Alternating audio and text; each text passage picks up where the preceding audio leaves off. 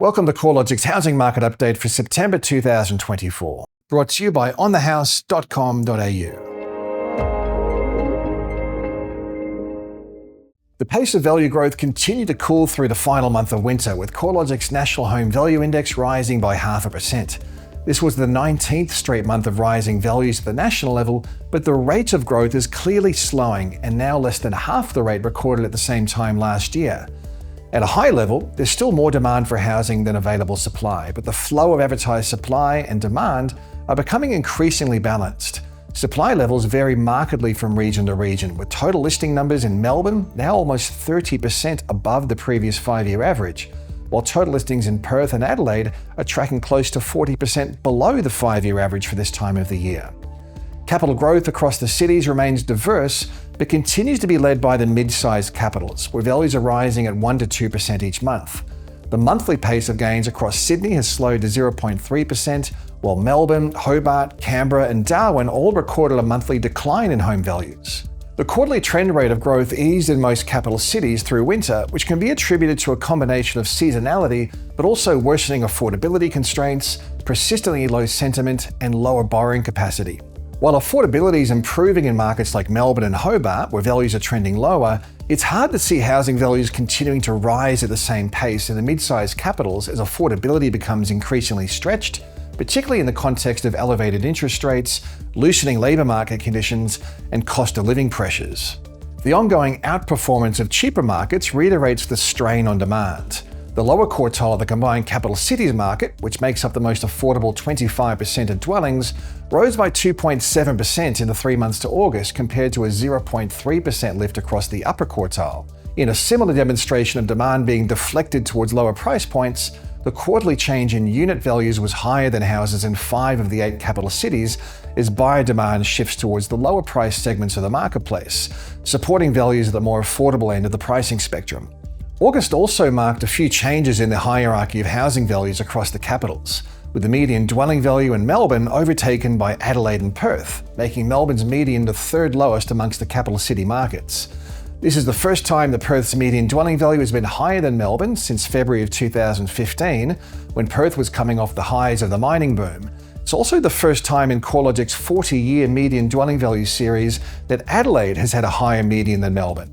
The higher median dwelling value in Perth and Adelaide relative to Melbourne is a combination of values moving in different directions, rising rapidly in Perth and Adelaide while falling in Melbourne, but it's also a compositional difference in housing stock, where a high proportion of medium to high density stock in Melbourne tends to weigh down the median dwelling value.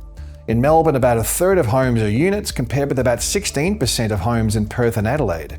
Switching focus to the rental sector, relief for renters is in sight as growth slows to a halt. Our national rental index was unchanged for a second consecutive month in August, and rents declined in Sydney for a second consecutive month. While rental trends are typically softer through the middle of the year, the annual growth trend is also showing a consistent slowdown in rental rises.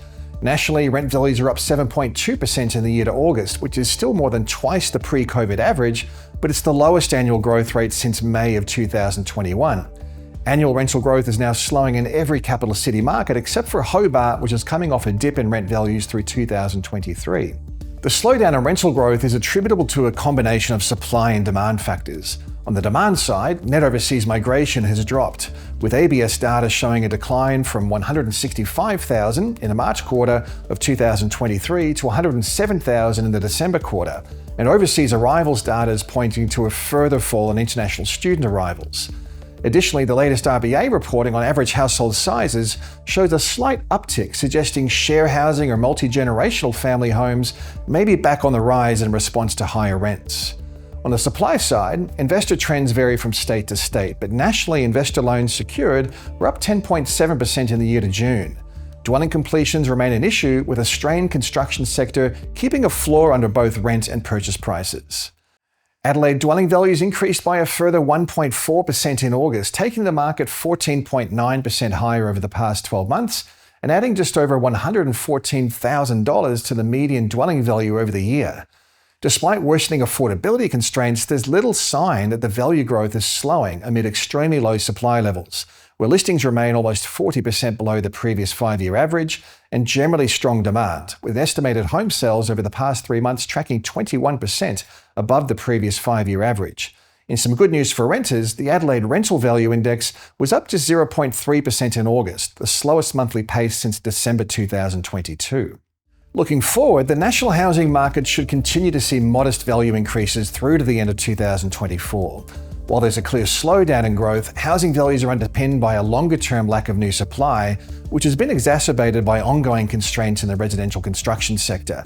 The latest statement of monetary policy from the RBA highlighted that finishing trades are in short supply, and the public infrastructure pipeline is creating greater competition for labour and input materials, especially across the multi-unit sector.